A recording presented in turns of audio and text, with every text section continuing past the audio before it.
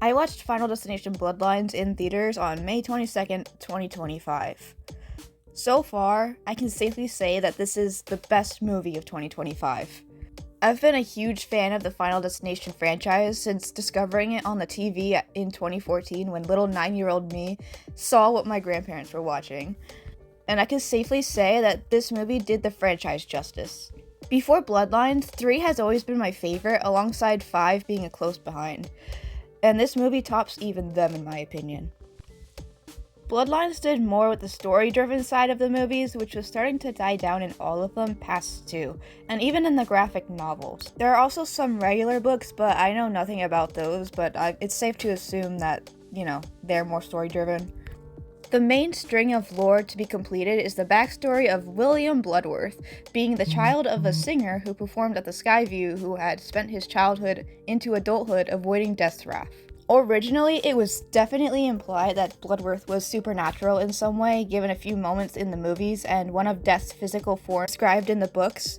It seems like 5 steered away from that, and Bloodlines finally gave us a story for him that perfectly concluded his character, especially with the passing of Tony Todd.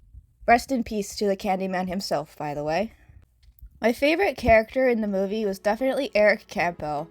He was the alternative, aesthetic young adult cousin who was actually not part of the family because his mother was a cheater. His first introduction scene shows him playing Mortal Kombat X for added measure. I love Mortal Kombat so much despite being too poor to play any of the games besides mobile. Anyway, he's a bit of an ass and an idiot, but his heart was always in the right place given the situation he found himself in.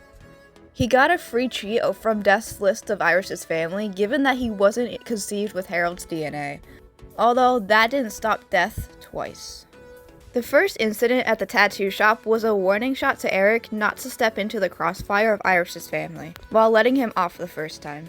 The warning failed because Eric didn't believe in the Death's list against his family, and he got involved anyway. He tried to insert himself into helping Bobby cheat as well, making Death angry, and resulting in by far my favorite kill in the franchise. Eric and Bobby aren't being too careful in the MRI lab, resulting in things knocking over and pressing the keys on the computer to set up the scanner.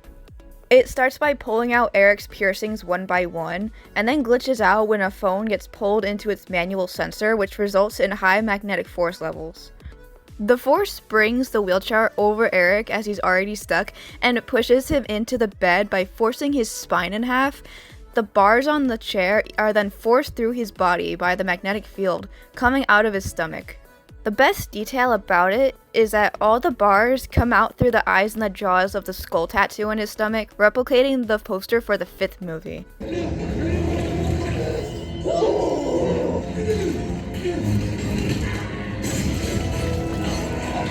Holy shit!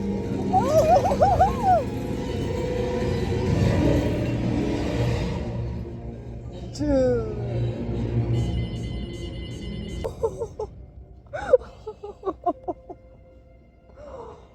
Dude. Are you okay? Yeah, I'm good. Okay.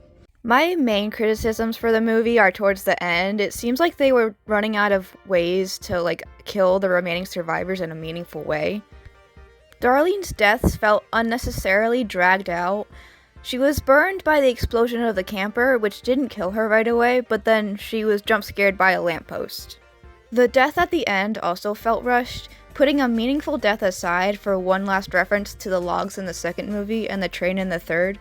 Stephanie and Charlie were splattered off in an attempt at the usual comedic squish kill, but I didn't like that it was used for such meaningful characters. Overall, this movie was a solid addition to the Final Destination series, and exceeded a lot of my expectations. They're already spreading word about a possible 7th movie, which I'm already hyped for.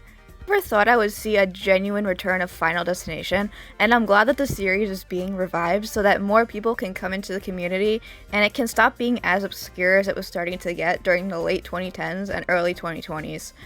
That's all I have for now.